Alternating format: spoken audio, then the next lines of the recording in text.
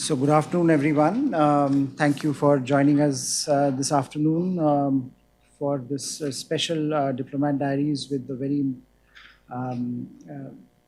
interesting diplomat and a very interesting relationship that is emerging in the midst of a very volatile geopolitical environment. We have seen great strides being made in India-Greece relations in recent years.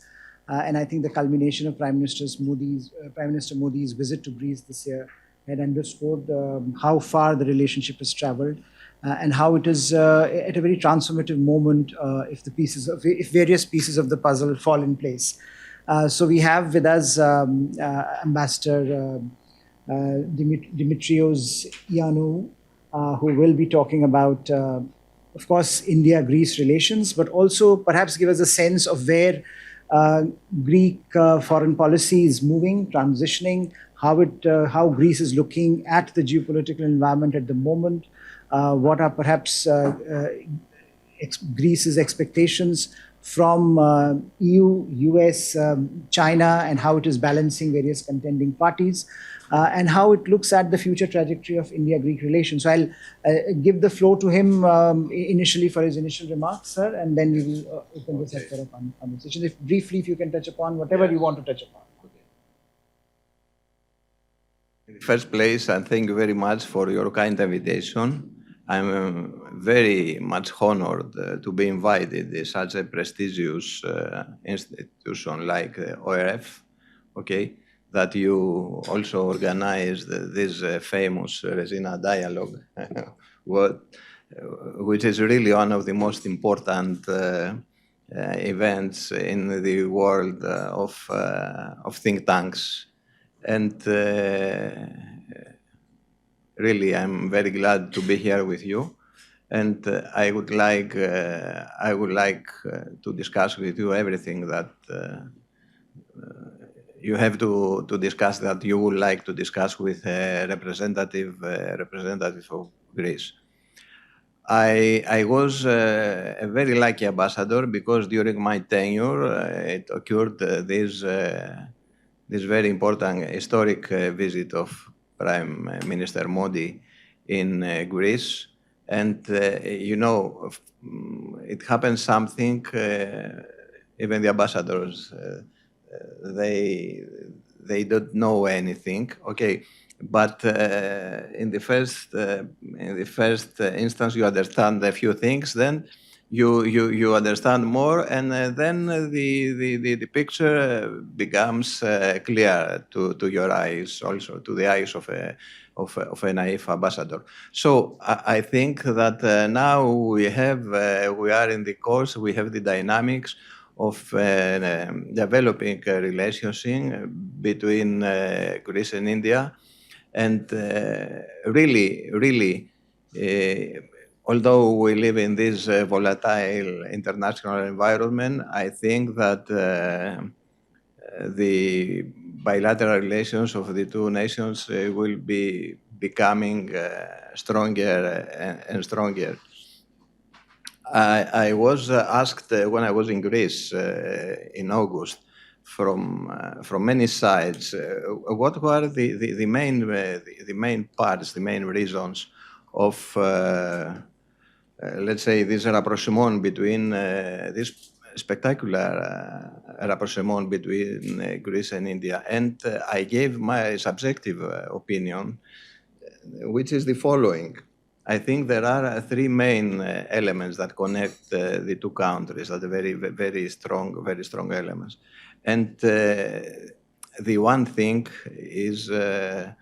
I don't want to sound arrogant. Then I will explain you how small a country is Greece. Yes, but nevertheless, there is a cultural and ideological affinity between the two countries, between the two civilizations, and this is very much important because I came here to realize how many traces of Greek presence there exist on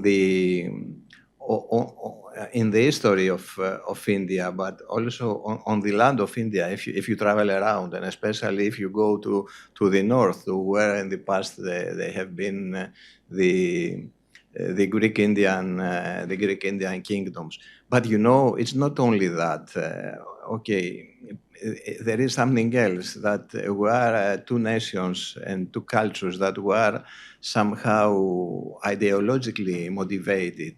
Okay, and one can think that both of us were the heirs of two great civilizations that, in a way, they have shaped the image of the present day humanity.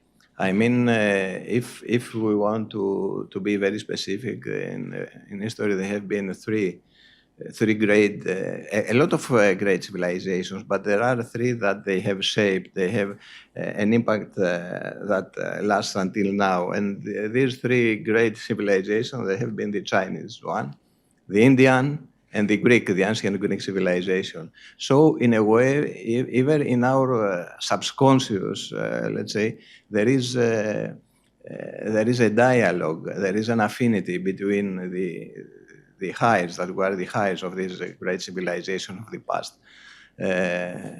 Okay, you are the heirs of the ancient Greek civilization, and you are the continuity of the Indian civilization. This is very important. This is very important. Usually, you know, the international relations are motivated, but by cynical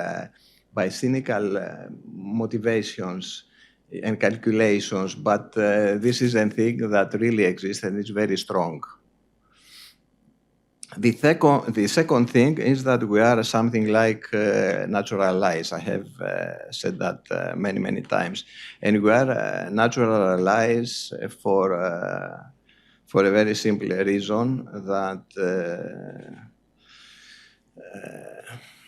how I can formulate it without creating, let's say, a diplomatic scandal, a diplomatic involvement, because some of the problems that we face, they came from the many sources, and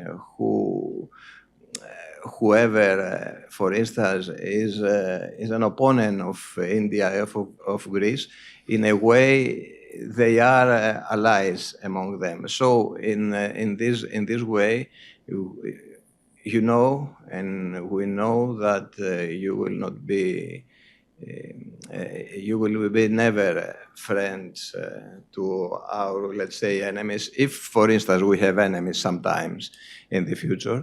And also, we will not be friends. We will never be friends to your enemies. And you know, this is a very base. This is a very strong base for a friendship and of an alliance. So it's because of that we are a natural alliance, because we don't fear each other, and we trust each other.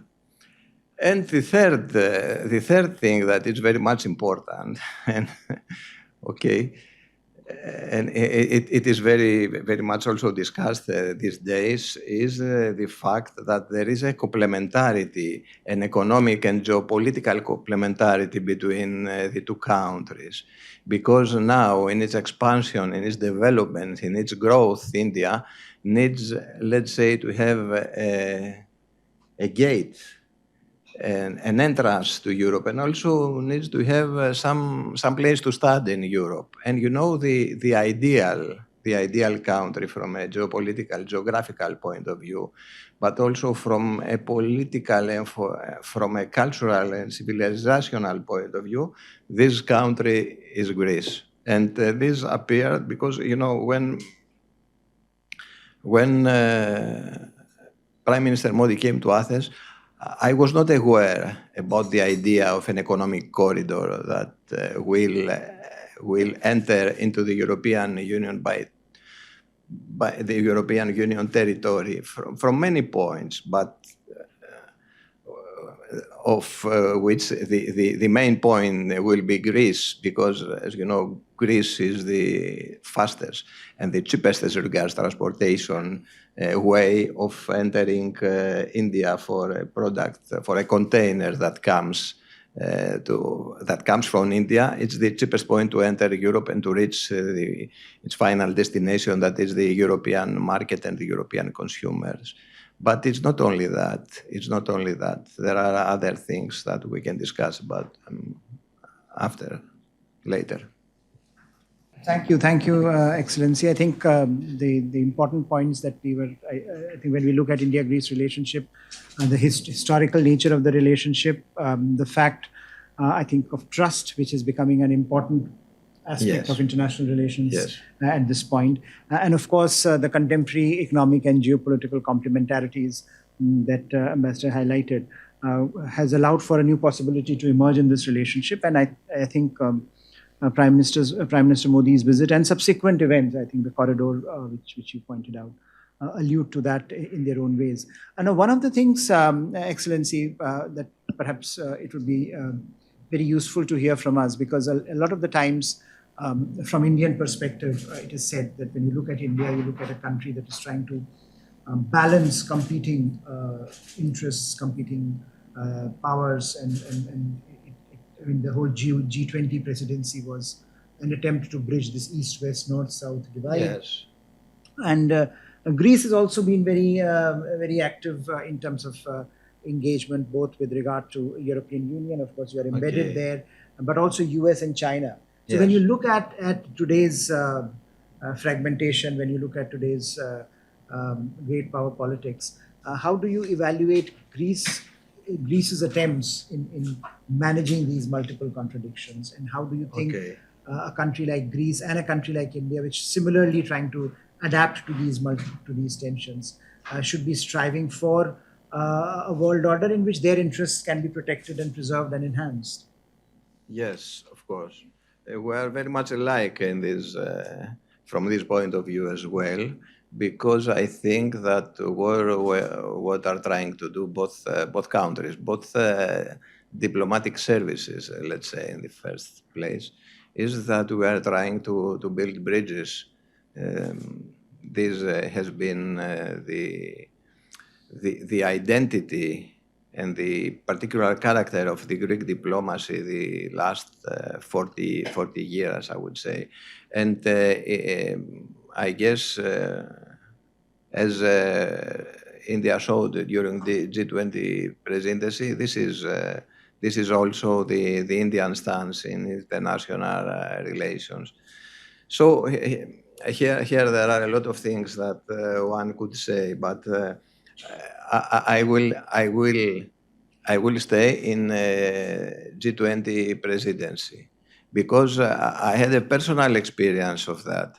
I was saying, let's say, to some colleagues of mine from other countries that they have a different opinion, a different approach, that India, it is successful in presiding the G20 because she tries to speak essence. She tries to promote some issues that are very important, and she does not stay in sterile controversies about something that is very much important.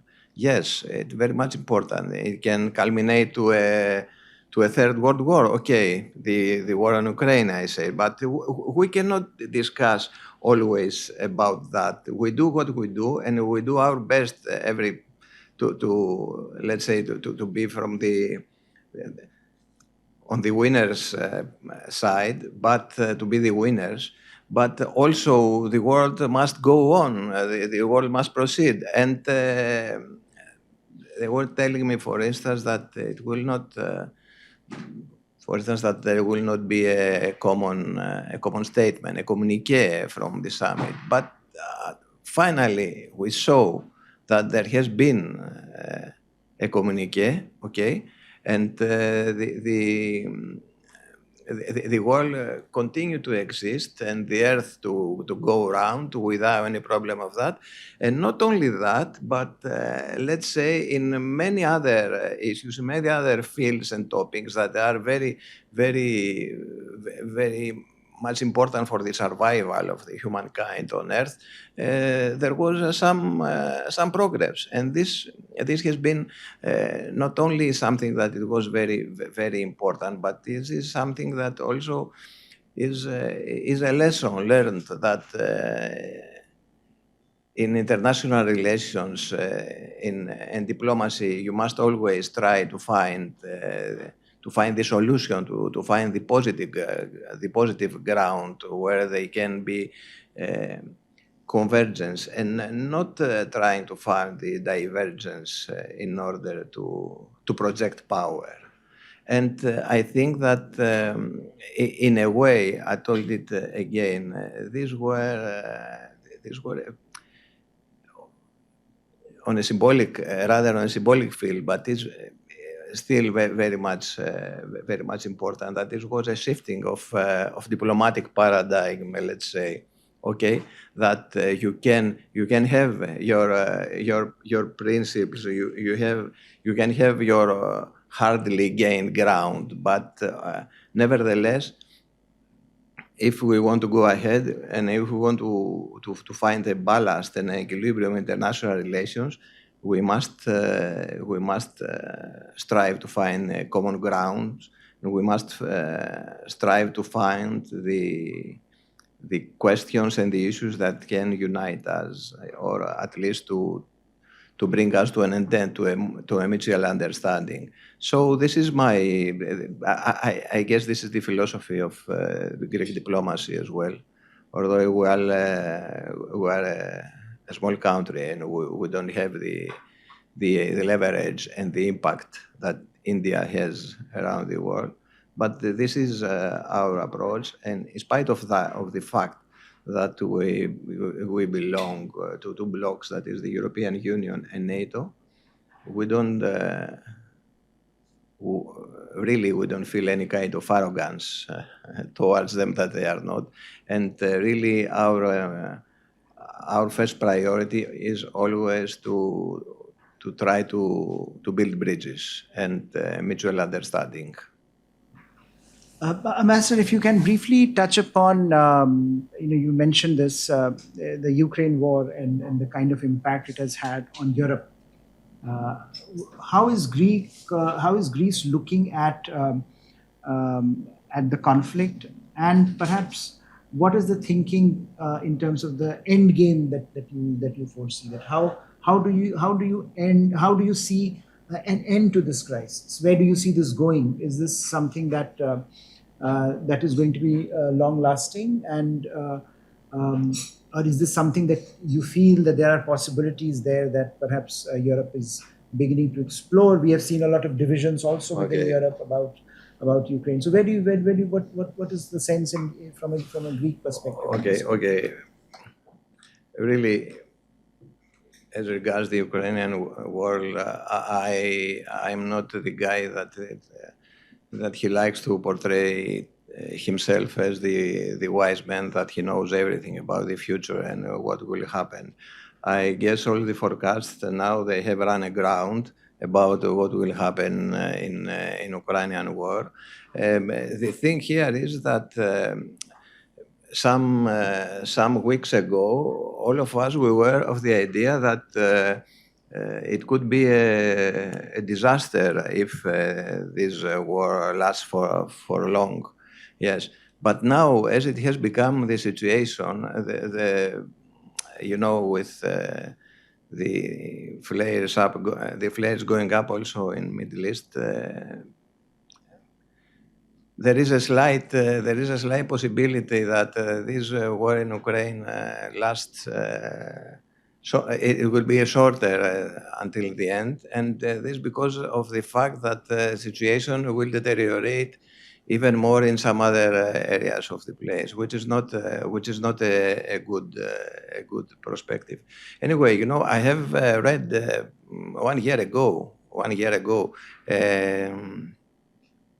an interview of a Greek origin American admiral, which named Stavridis, I think. And I think that what he said 1 year ago about the prospects of the Ukrainian war is still valid. that he said that finally, I think that we will be obliged, all parties, to have a compromise that it will be better for all parties and not for one party or the other, because really in such an awful world, there will be only defeated. There cannot be winner. Of course, we hope that Ukraine will be able to preserve its territorial integrity and its sovereignty. And I think this, as regards its sovereignty, will happen, and Ukraine will remain a democratic society. But okay, until the end, a lot of things they were lost, and probably a lot of things they will be lost until the bitter end. And in any way, this has been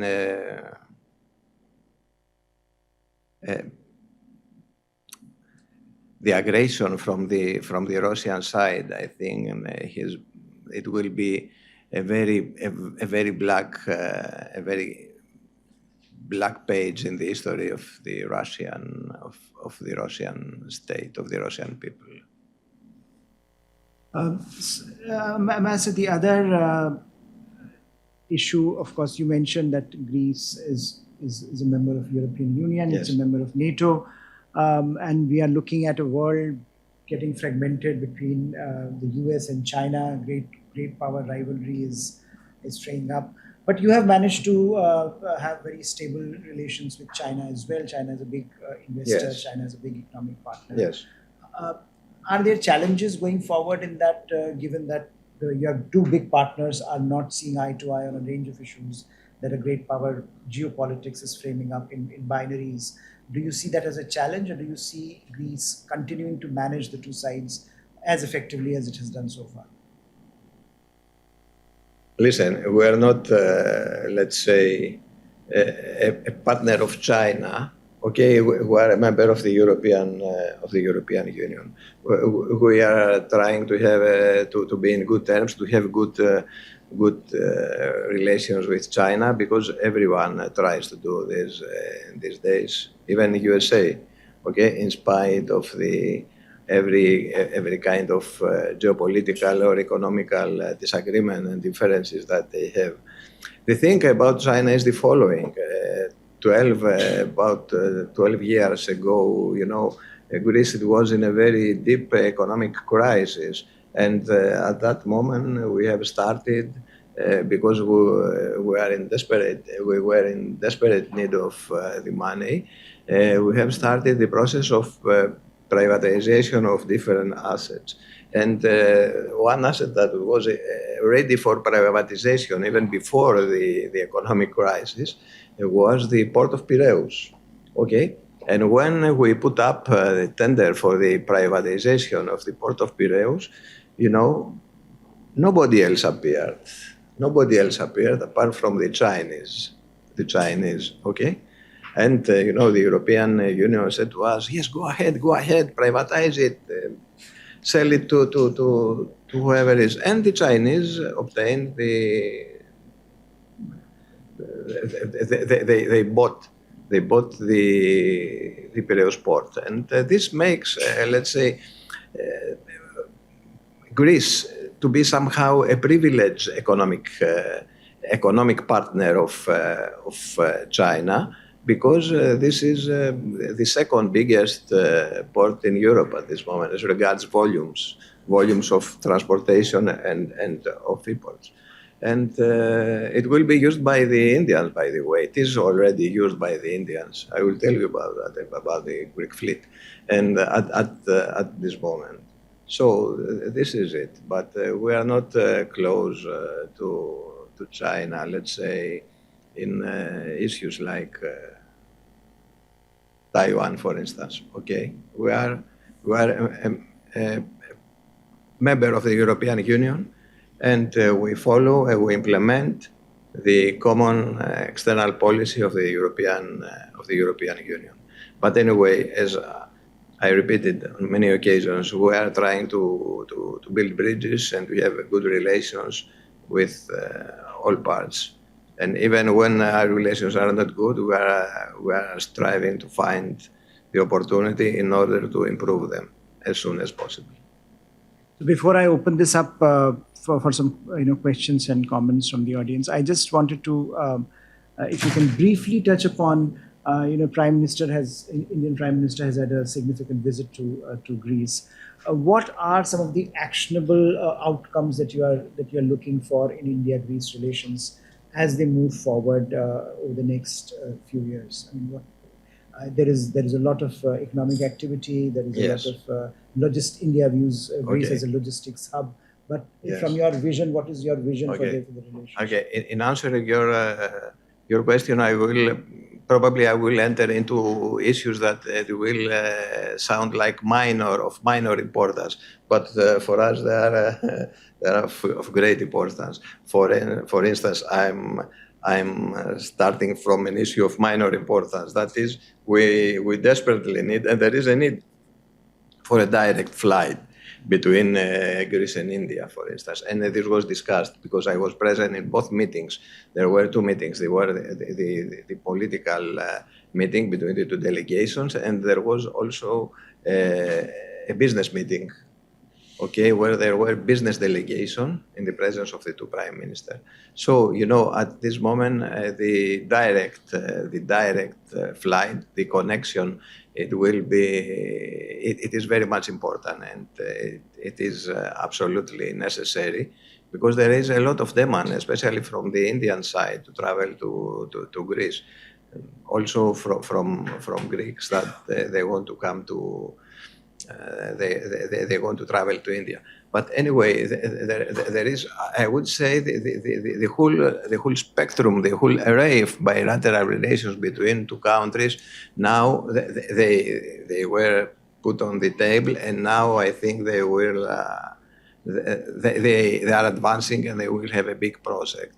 So these are economic ties, cultural ties, military security ties, and tourism.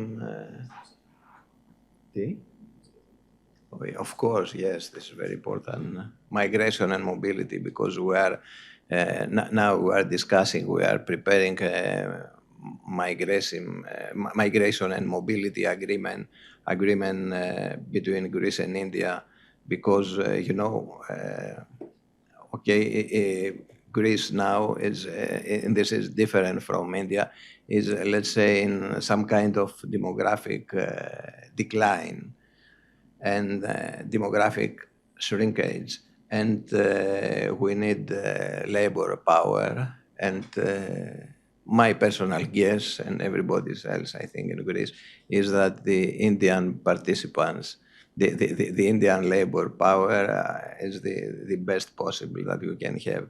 And when I say Indian labor, I don't mean only unskilled labor, but I mean all the levels of labor, starting from IT engineers, for instance, and going back to the unskilled labor. And this is for two reasons. The one reason is that the Indian people, they have wonderful minds. They have wonderful minds, and they are an asset in the societies that they immigrate. And the receiving countries, they know it very well. USA, for instance, and you can see all this list with the Indians, the Indian persons, the person of Indian origin that they are CEO in the big companies, etc. So this is the first, the first reason, that the human capital of India is of immense quality. And there is a second thing that, to my eyes, is very important as well.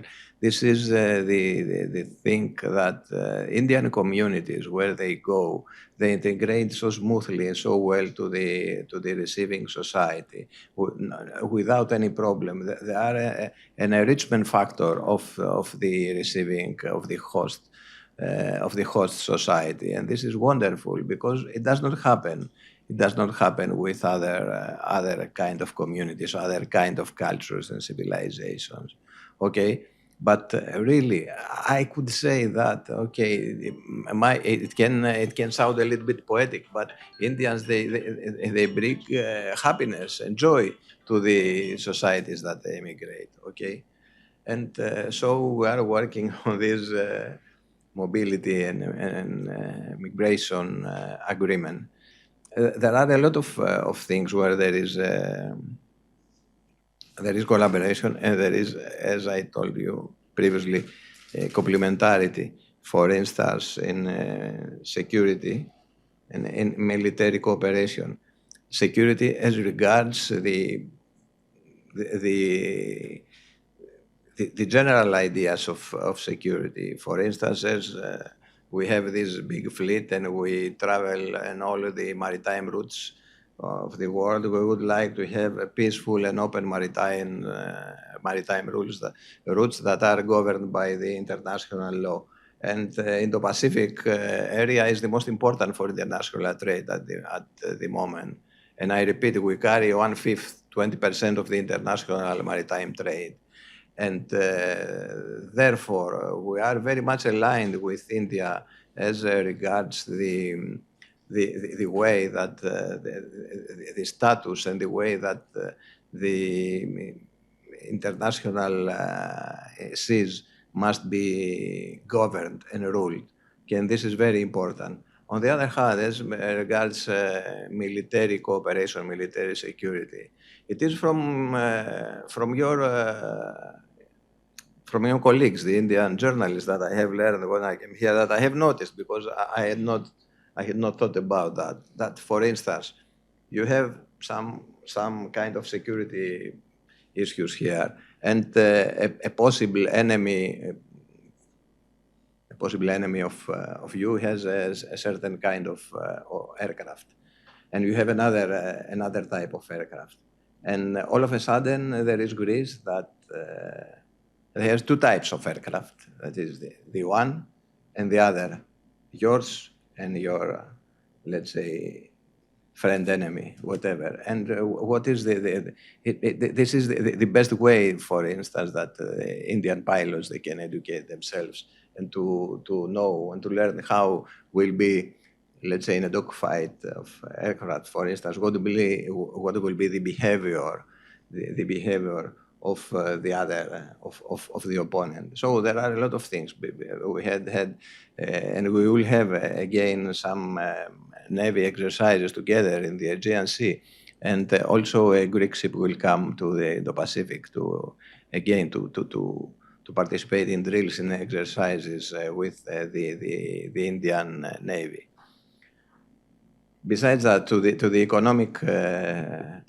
economic field, we would like to have Indian investments and in Greece. And it's not that we would like to have Indian investments. Everybody wants to have foreign investments, foreign direct investment on his ground. But the thing here is that there are a lot of opportunities that the Indian businessmen, the Indian investors, they can grasp at this very moment. I'm not stopping speaking about that to my Indian interlocutors, because after the economic crisis that it has been very severe, and when we were coming out of the crisis, it came the second consecutive crisis, that one of the COVID-19. And in this case, there were a lot of problems in the Greek economy, but there were not fundamental problems. There were problems of liquidity, let's say. So there are a lot of facets of industries, of economic, of touristic resorts, or whatever, buildings even, that they are up for selling in very good price. And there are now a lot of Indian investors that they have learned, they have understood these possibilities, and they come to invest in Greece, to buy these assets and to make profit out of them. Let's say to develop them and to exploit them and to make profit out of them, contributing at the same time to the advancement of the Greek economy. And you know, what I'm saying is the following: that if there is an Indian businessman, for instance, in an industry, in pharmaceutical, for instance, I'm giving now the example of pharmaceutical because I have a recent case in my mind that it happened that he has a very good expertise and a very good knowledge, and he wants to go into the European market. He can, for instance, buy a pharmaceutical Greek company industry that is in somehow problematic situation, not because of a problem in its fundamentals, but because of the problems that they appear because of the lack of liquidity and all of that during the two consecutive economic crises. So, and by that, bringing his expertise and his knowledge and his businessman capacities to invest, to acquire this Greek company, and to be present in the European market, because you will not have to, let's say, to import from outside your products. You will be present in the European market, and we can sell it to the whole European market of 500 million consumers without having, for instance, to pay duties.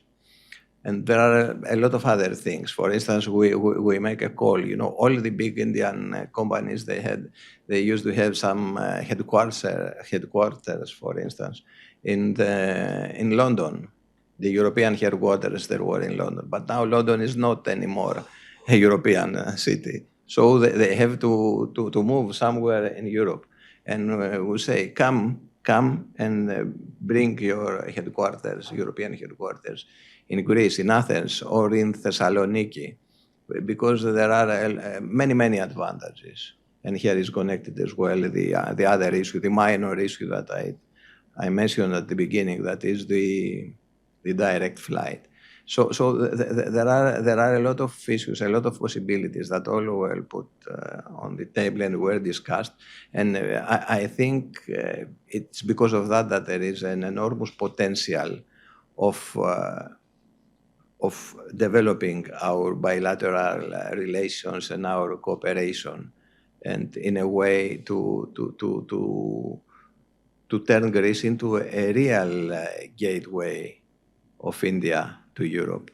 That is a base of Indian activities within the European borders.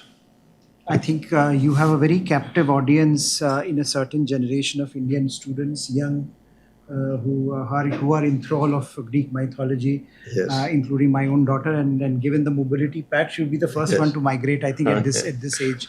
But I wanted to open this up for a broader conversation on questions, comments, or any. Yeah. So I have a few. I'll start with Shairi. Shairi, go ahead.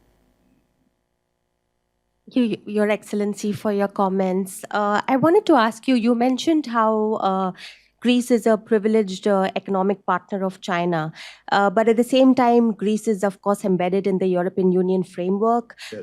and the EU and several European member states are trying to recalibrate their approaches to China, and they're trying to de-risk from China.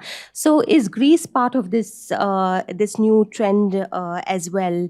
And are there attempts being made in Greece to, assess risk exposure to China, especially when it comes to things like strategic infrastructure?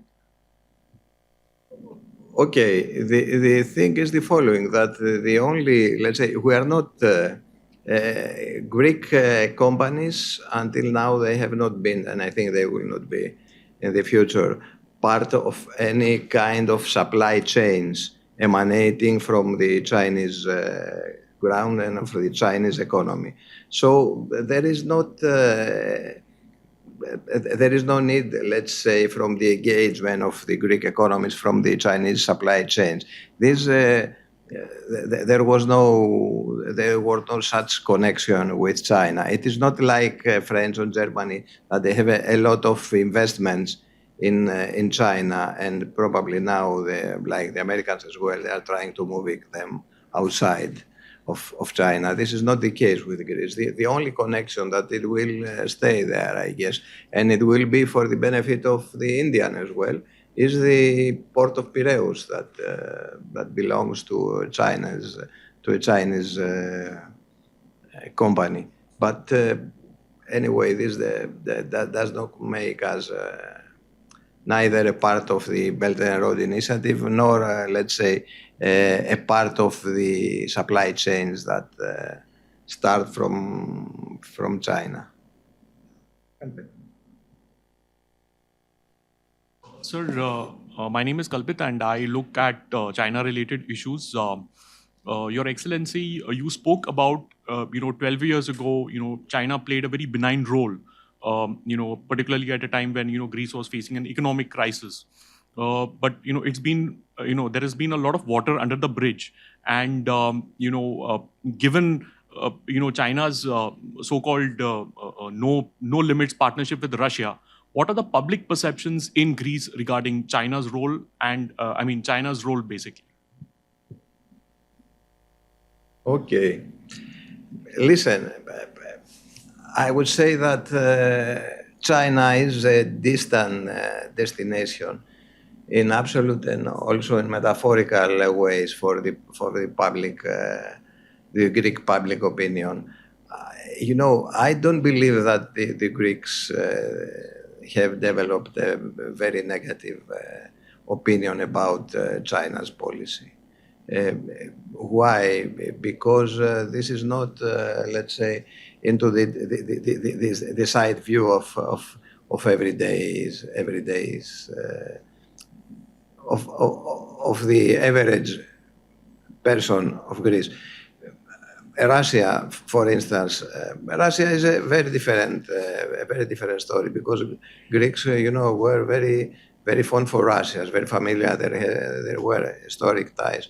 But this, after the aggression to Ukraine, this has changed with Russia. But the feelings of the Greek people, they have changed at least towards the regime of Russia. But as regards China, I wouldn't say that the Greek public is different for China, but China is a very distant history. There are no strong feelings, nor positive, nor negative. I would say maybe there are, there are some positive feelings, but these relate to the Chinese folklore, to Chinese history. But Chinese policy, Chinese foreign policy, and also Chinese internal policy is not very much in the mind of Greeks nowadays. Ayushi? Yeah, so hi, I'm Shiva from India. I just wanted to know what is Greece's stance on this ongoing conflict between Israel and Hamas? Okay, Prime Minister of Greece has presented our stance. I would say there are two main points. The first one point is that we condemn the atrocities made by Hamas, and Hamas is a terrorist organization, and it will not be able to have a solution in the Israeli-Palestine conflict and problem without the dissolution and the end of Hamas as a factor, as a player in this situation. This is the first one point, absolutely condemning the atrocities committed by Hamas. The second point is that we believe in a solution of two states. The Greeks believe in a solution of two states, and we believe that in order to reach this solution, there must every measure should be taken for the priority of policy, of politics, of diplomacy, and in the first place, the lives of innocent civilians should be saved and preserved and protected in Gaza as well. So this is the Greek position on that, and also we have, as I believe, all the civilized world, very strong. We feel a very strong urgency as regards the humanitarian situation at this moment in Gaza. Thank you so much, Excellency. You had mentioned very briefly on how strategically positioned Greece is when it comes to maritime trade and so on and so Yes. forth. We recently heard about the launch of the India, Middle East, Europe corridor on the sidelines of the G20. Yes. And now, of course, we are seeing with the crisis happening in the Middle East right now, there are already questions being asked about its feasibility and so on and so forth. As a big sort of maritime trade destination and as a big trading country, as you mentioned, a gateway into Europe, how do you see these big ticket designs of trade, whether it's BRI, whether it's IMEC, considering there are so many flashpoints that are coming across most of these projects now? Do you believe this is still a good blueprint going forward when it comes to global trade, or would there be a recalibration of how global trade is done because of these increasingly hot geopolitical topics? Thank you. Okay, in the first place, I must say that I'm aware that there has been internal discussion here in India between Indian economists, not only living in India but abroad as well, about what will be the path of India to development. And there were two diverging views. The one was that India should industrialize and let's say supplant China as the industry of the world. And the other opinion was that India should bypass this stage and go forward to the fourth industrial revolution, and even further in an economy of services. And if you want my personal opinion, because I was trained as an economist, I think that the most correct option would be the second one, that is to go for the fourth industrial revolution and the economy of services. But that does not mean that India will not have industry. It will have industry, and it will need a lot of exchanges with the rest of the world, and especially Europe. And if I go back to what I was telling to your colleagues before entering this room, is that now it seems to me a very peculiar thing why this idea about the economic corridor, it has not appeared to some minds 10 or 5 years before, because it seems to me like an absolute necessity. And this for the following reason, because India with, this Belt and Road Initiative, that it is already completed, I say in a way, has three corridors, one to the north, one central, and one to the south. And when it will be really completed, China will be able to use these three corridors, to bring their products to the European market. And also they can use the fourth corridor that already exists, and it is used also by India. That is the corridor through the Canal Suez. But India at this moment has only one corridor in comparison with the four corridors of China. So it was absolutely necessary to have an alternative, because just in case, for instance, that there is a political turmoil in Middle East, and it could be very, very easy to, that the Canal Suez closes. So in this case, it can happen. A very big tanker goes there. It is bombed by an unknown, let's say, a missile with we don't know from where did it come. And if it sinks into the most shallow parts of the Canal Suez there, the navigation in the Canal Suez ends for some years at least. So what will happen then to India? They will have the Indian products. They will have not only the products that you export to the European Union, but also all these necessary things, and especially intermediate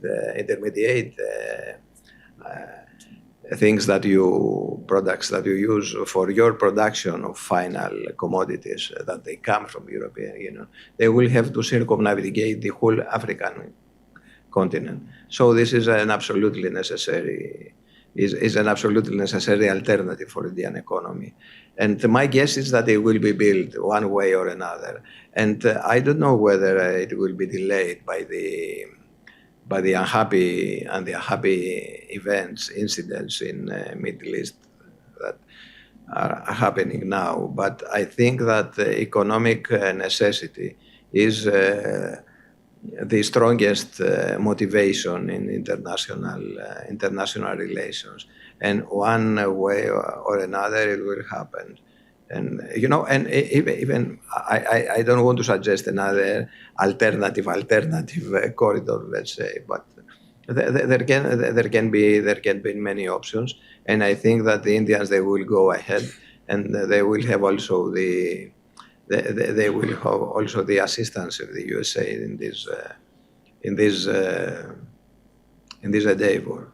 So it can be a delay of 1 or 2 years, or it can be no delay at all, because the fact is that this is still a project on paper, okay, and we don't know how long it will take. And there is, there are 2 stages that must be covered. The one stage is that the substantial, the links that, the railroads that they have to be built in order to connect the missing parts of the railroad, let's say, which is a very political issue as well, because there must be diplomatic recognition, a rapprochement between some countries, for instance, between Saudi Arabia and Israel, and how this will happen. Okay, but this will happen, I guess, sometime. Or it will be found another road. And the second thing that is a hidden cost, and they must work on that, the Indian and all the parties of the economic corridor, is what they say interoperability. Because it's not that you bring all the countries together. The systems, they must communicate. There must be a very smooth transition where you upload the freights, the cargo, and you load it again. So there is a lot to be done in order to be completed the economic corridor. And maybe in this way, maybe we cannot believe it at the moment, but it can happen that the Middle East problem will be resolved earlier than the time frame of the completion of the economic corridor. Good evening, sir. Thank you so much for a wonderful talk, and thanks to ORF for giving us this platform. It was a pleasure hearing you, sir. Sir, my question was that, like Professor Pant sir said, that in India, we have a very captive audience for Greece and Greek mythology. And if I see, then Greece is a very close country for us, right from Socrates. These are things which we talk about in our everyday lives also, the theory of Atman, justice. And when Alexander visited India, he had this great fascination for the Indian civilization, and the same was reflected in Megasthenes Indica. Yes. So my question is that does the common Greek share the same fascination for India, or yes, for them India is just a faraway country? Okay. I thank you so much for this question. I hope that you will tolerate me for a little bit longer in my answer in this question, because I want to extend my answer to another issue that is a very delicate issue, but is a very interesting as well. And it comes sometimes that they refer to that, my Indian colleagues, diplomats, or my European diplomats, and they smile and they look to me, and but they don't give me the opportunity to comment on that. So I take now the opportunity, and I will answer to that as well. That means I will extend your question to something more, something further. But starting from what you literally asked to me, I think that Greeks are very fond of Indians. I have told it when I present my credentials to President Murmu, and I used to tell to my Indian relatives some personal memories of me when I was a very young boy, when I was a child. You know who was the most popular actress in Greece in the 50s and in the 60s. That was much more popular than Sophia Loren, Marilyn Monroe, which else was Elizabeth Taylor at that time, the great actresses of the international movie. You know which was this actress that was by far the most popular? The name of the actress was Nargis. Okay, and I remember that my mother was drawing me to the cinemas, to the movies, to watch the movies of Nargis. I was not very happy at that moment because there were not, Western movies, and I could not understand what was happening. But nevertheless, I have still some images. I always sing the song from Mother India, the main song. I can sing it because there has been a cover in Greek with Greek lyrics. So Greeks from many ways, for many reasons, they were very much informed about India. India was not at all such a distant country as China, as I told you previously. China, Greeks were very, very fond of Indians. They knew a lot of things. And later, in my later years, as a young person, I had so many friends that they were traveling to India to learn about the Indian civilization. And I think that really, in all ways of life, the Greeks, they are very fond. They have very friendly, they have very good feelings about India. And now that we are, in retrospect, that we are learning also about the past, because the thing is that we did know many things about Megasthenes. I must admit that I did know about Megasthenes before coming to India, yes. But now it's not only me, it's the whole, let's say, thinking Greek society that it learns about India after the interest that it was generated by the approachment of the visit of Mr. Modi, etc. So the answer is yes. The Greek culture, the Greek mind is very close and is very much interested and is very fond of the Indian culture and Indian civilization and of Indian society. And in the Greek imaginary, the Indian people, the Indian person is always portrayed as in a positive, let's say, way. I don't want to name names about different countries, but we live into a universe of symbols and of pictures and of mythologies. And for instance, some typical representative of other nations are presented in a certain way. I don't want to name names now, but some are presenting in the common mind like gangsters, some other like invaders and killers, some others, let's say, like vagabonds. But the portrayal of the Indian person in the Greek mind is very, very, very positive. Is a very good willing, a very hard, a very toiling persons to have a better life, and a person that he has suffered under foreign regimes in a very unjust way. So this is the answer is absolutely yes. The Indian picture in the Greek imaginary is positive 100%. Now I'm going to the second. I'm going to the second for a while. To the second point, which is very it's not complicated, but it's delicate, and especially from someone who is a diplomat, but also at the same time who is a friend of India.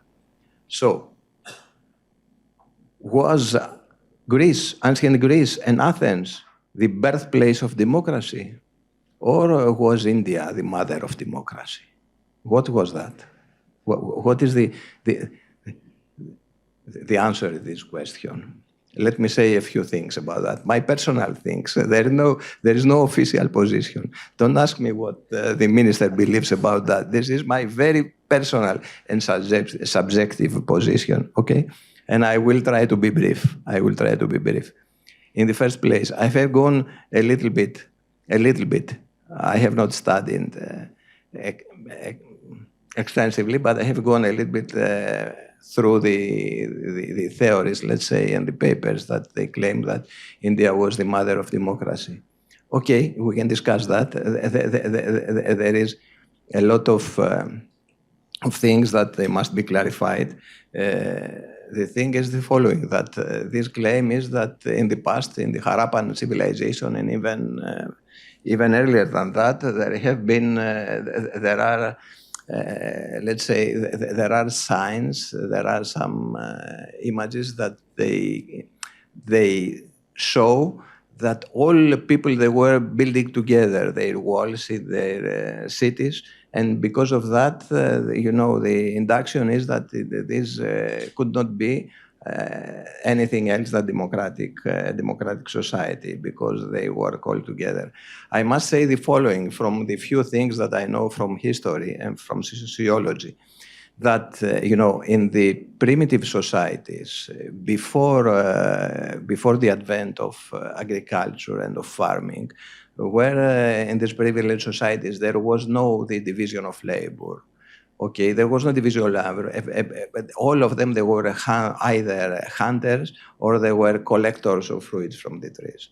Okay, there was no division of labor, and everyone was doing the same thing. So, if this is the criterion, then the first democracies were very much in the distant past. Okay, and there was this primitive communities. But anyway, what is the meaning? They say for the Athenian democracy, the ancient Athens democracy, that is the birthplace, not the mother, the birthplace of democracy. What is this meaning? The meaning is the following. In the ancient Greece, it was not only Athens that it was democratic. There were other city-states as well that they were democratic. That there were representative regimes where all the citizens together, they were taking the decisions about their fate. Okay, but even Sparta, which is considered, let's say, the stereotype of the totalitarian regime, nevertheless, if you study this, you will see that Sparta was democratic in a way society, because all of the citizens, the Spartans, that they have the privilege to be the citizens of the cities, they have the possibility to go in the agora, let's say, in the gathering of the citizens, and to decide together who will be their generals, okay, their kings, whatever. Even the kings were elected in Sparta. So it was a democratic society, and many other societies. But nevertheless, we refer, when we speak about the birthplace of democracy, we refer to Athens and not to the other city-states of Greece. Why? Because there is a very important reason, and this reason is the following: that Athens, it has served, and because of that it is considered the birthplace of democracy. It has served as the paradigm, as the model during the late Middle Ages, but especially during the Enlightenment period, as the model for the democratic movements and the freedom movements at that moment. And why it has served as a model? Because there has been a literature, because there has been a philosophy, okay? Because there has been theater that it was emanating from classical Athens. And what was the issue with that? All these things, all this literature, all this creativity of the human mind, that it was written on paper and it was transferred from generation to generation, offered the arguments that the democratic forces really needed at that time to move ahead, to promote, to convince the people. So it's the birthplace of democracy, the ancient Athens, because it offered the ideology of democracy. This is the reason. And this, if we go back, if there have been, there can be, I don't know, even older cases of democracies. The thing with that is that they were unknown and they were not used as, as the weapon in the hands of those that were promoting democracy during the years of, during the 18th century, for instance. So this is the meaning of birthplace of democracy. The ideology of democracy emanates from ancient Athens. And to add something here, to be a democratic country, does not mean that you are correct in what you do, okay? Even ancient Athens has committed terrible crimes. You know that if you read Thucydides, you will see what they done to their million subordinates, allies that they were not obeying their orders. So this is, but nevertheless, I can say that there is something very much important with India. Yes, I can really give the name of mother of democracy to India, but not of what happened in the Harappan civilization and before, but before of what happened after independence, after 47. Because I see here that there is, even nowadays, a functioning democracy, and this is the most populous country of the world, and the most populous country of the world is a democratic country, which is a miracle, and we must be happy. All people of the world, we must feel, just for this simple thing, we must feel grateful to Indians. Okay. But it is not only this. India is still, although it's the fifth economy, and very soon it will become the fourth and then the third economy of the world, as regards per capita income, is still a very poor country. We use some euphemism in international, in politics and in economy, that say developing countries. But okay, the thing is that it's a very poor country in per capita income. And it was a much more poorer country when it came out as an independent state in 47. And if you see the data, if you see the correlation, there is a strong correlation between low per capita income and autocratic and despotic regimes, dictatorships around the world. This is almost the rule. But in spite of that, India came out as an independent state in 47, being one of the poorest countries of the world. And in spite of that, she established a functioning democracy, and she still has a functioning democracy, which is very, very much important. We must be grateful, all the other persons or people of the world, for India for doing that. And not only that, but I would say there are things that I have to praise for India. I mean, although it is still an economy of low per capita income, I see here, and this was built during, I think, decades, but now I think is approaching. I see here that there is some kind of welfare state, which is not the welfare state of Sweden or of Norway. Does not offer to its citizens, let's say, the luxuries that the Norwegian welfare state can offer to Norwegians, but it can cover basic needs. I know, of course, that there are some people that are destitute, that are in very difficult position, but for the most part, I think that this welfare state of India offers food, offers the necessary energy, offers the necessary education to all of its citizens, which is wonderful. This is a lesson. This is a lesson to the other countries that they have a low per capita income, that you can have a welfare state. You can cover all the necessary needs of your citizens, And I think this will go even better and even better with all of these new innovations, that is Adhar and whatever, and the use of informatics and for digital economy for integrate all peoples in the economic process. So I'm finishing here this chapter. I think Indians, you must be proud because you really are a democracy. What a democracy you are. Thank you, Excellency. I think the issue of democracy and its origins is a fascinating one, and I think perhaps again a matter that brings India and Greece together in terms of understanding what being a democracy in contemporary environment means. We may have differences over history, but I think today's democratic credentials may I ask something for 1 minute, because I was thinking about that when I was coming in the car. Really, if there has not been the Athenian democracy, I mean, with all of this ideology, we don't know where the world would stand today. Maybe there would not.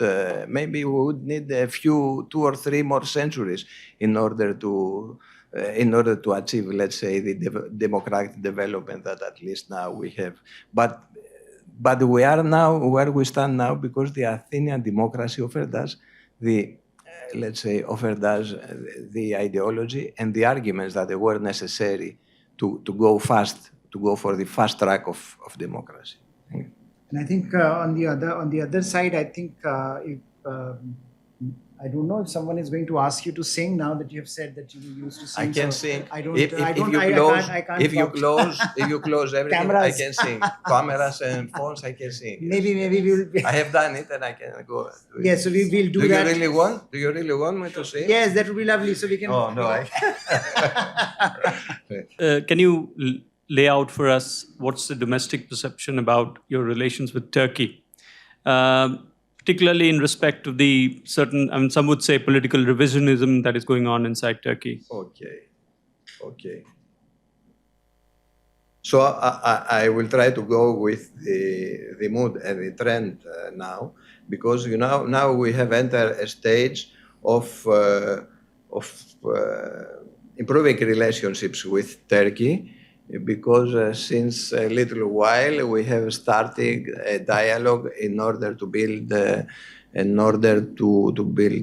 some let's say some conditions of mutual understanding and friendship in order to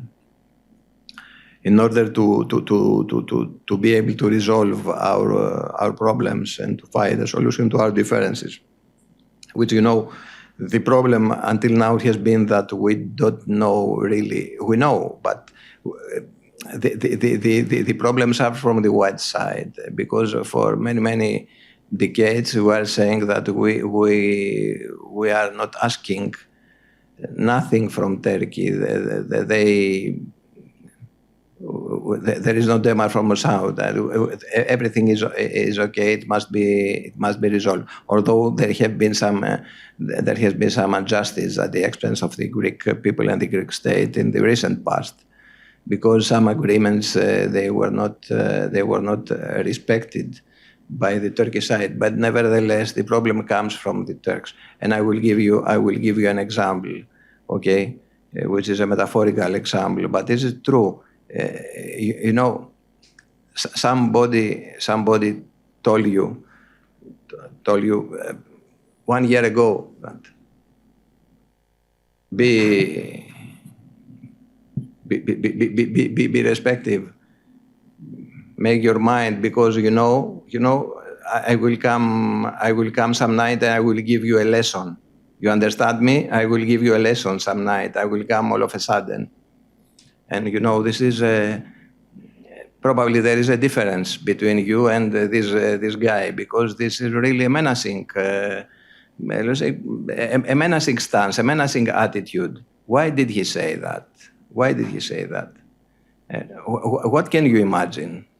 Okay, imagine now that they think that it happened, that it was so much insulting for this person to bring them to this position, to this state of mind in order to menace you, to threaten you, was the following: that there has been a certain difference between you and him, because he was the one that originated, let's say, this difference, this acrimony, and you replied to him by saying, you know, everything that you are saying, we will arrange, we will resolve according to the law. You told him that the solution in your differences will be found according to the law. And the reaction of this person was that, make your mind, because I can come suddenly some night and teach you a very good lesson, okay? So this was the situation between Greece and Turkey some months ago, but now we are in a process of, let's say, of dialogue in order to find solutions in our problems, probably with the goodwill investigation of some third partners that they don't want to have, they don't want problems between Greece and Turkey. So I think we have exhausted all the questions, and you have been very patient, Ambassador, for being with us for this long, answering all the questions, and I think covering the entire arc from ancient democracy to Port and Piraeus. So I think we have looked at multiple dimensions, both globally and bilaterally, and I think this is one relationship that is just started blossoming. Yes. So I think we can observe it carefully and closely and see what pans out over the next few years. Thanks to your leadership, and I think the leadership of your colleagues both in India and in Greece. Yes. So thank you so much for being with us this afternoon, and hopefully we'll have you once again exclusively for singing. Thank you very much. And what I can say is that I'm very much honored for your invitation, and I can assure you that the attraction forces between our two societies and our two nations and our two peoples are that much strong that this process of friendship will go developing. Thank you very much. Thank you, sir.